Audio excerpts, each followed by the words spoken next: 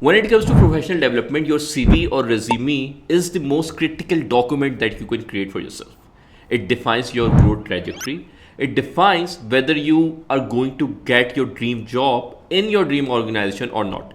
But what I have observed over the years is that people make very small, very silly mistakes in their CVs. So in this video, we'll talk about 5 key mistakes that you should be avoiding in your CV.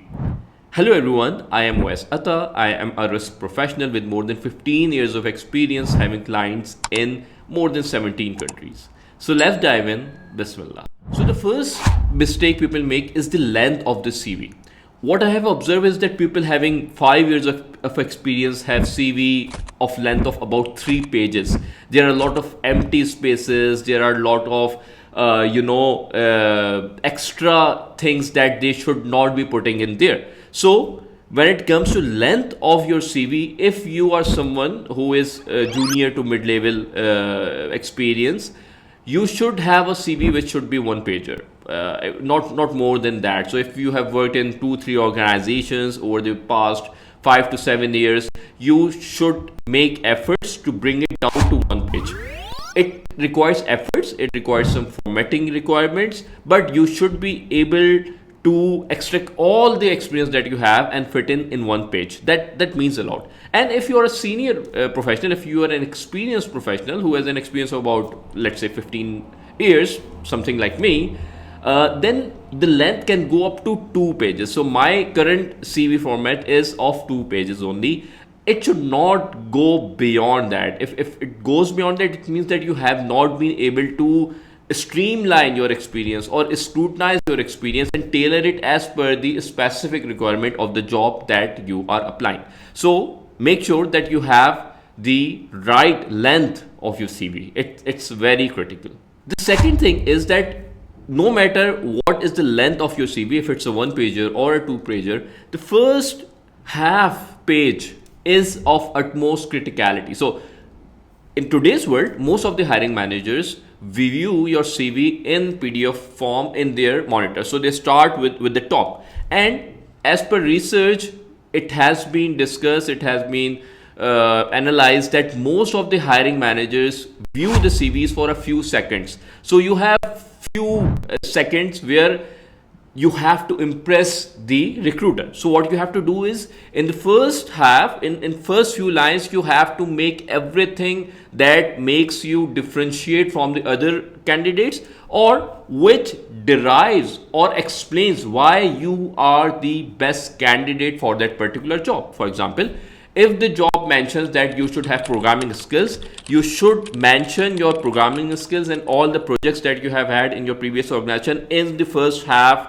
or the first quarter of the page. It should be there. So back of the mind, recruiter has this, that the person should have programming skills, should have a degree in IT or computer science, or have a quantitative background. So when you put it there right at the top, it would differentiate and it would significantly increase your chances of getting shortlisted for the interview. The third point is that people make this mistake of having a generic CV and use the same CV for all of the jobs that they apply.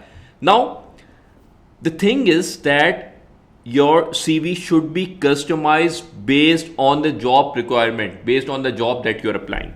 Now, it is a tedious task, and if you're applying for, let's say, 50, 60 jobs in a span of 2-3 weeks, you cannot just customize every for every job that you're applying. So what you can alternatively do is that you can have 3-4 formats of your CV. So if you are applying to a portfolio management company, you should have a CV for portfolio management company. If you're applying for a bank, you should have a CV for a bank, or similar, whatever organization that you're targeting, you should have different formats of that. But even then, you should be able to customize at least the top portion of it. So if there are any keywords, if there are any key requirements that the job wants, you should be posting it. For example, if it mentions that the candidate should have an FRM or CFA or PRM certification, you should be able to mention it at the top, where they should be identify that this person is having an FRM certification,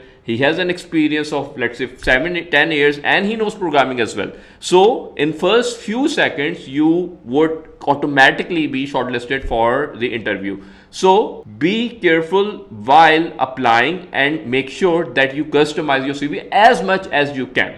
The next critical point is that formatting of the CV matters a lot.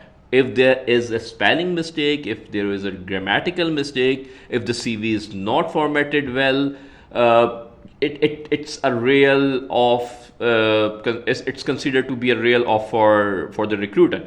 Now the point is that we should not be judging people for their formatting ability and skill, but here unfortunately you will be judged for that, because as a recruiter I don't have anything to judge you right now. So you have one pager and you have to do everything that you can to avoid any sort of mistakes that you make. So there shouldn't be any extra empty spaces, the page should be aligned, the font should be aligned, the tables should be there, and it should look neat, it should look presentable. So while making your CV, make sure that it's very well formatted. If you aren't sure about your CV, you should ideally ask one of your seniors or your mentors and ask their opinion if the CV is well formatted, or if there are any mistakes that they can identify.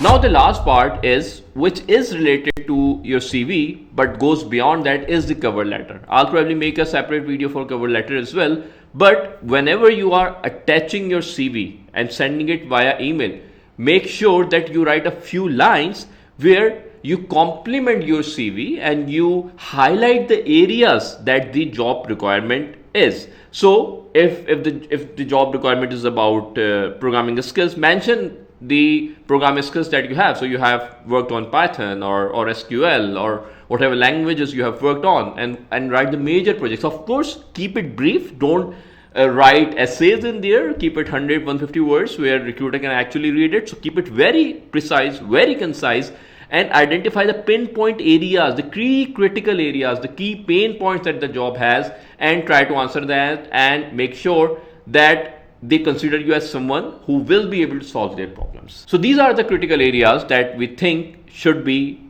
considered. I'm adding a template for a CV which I find online, and it's very close to the CV format that I currently use.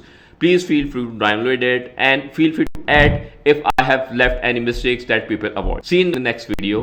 Massalam.